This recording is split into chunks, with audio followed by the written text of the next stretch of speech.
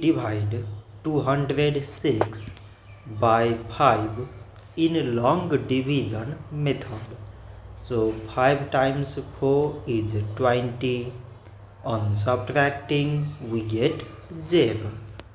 So now we put down the 6 and 5 times 1 is 5.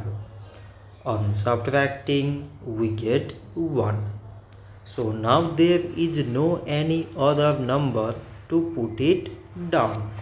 So we take here decimal, so that we put 0. So it is 10 and 5 times 2 is 10. On subtracting we get 0. So 206 divided by 5 is 41.2.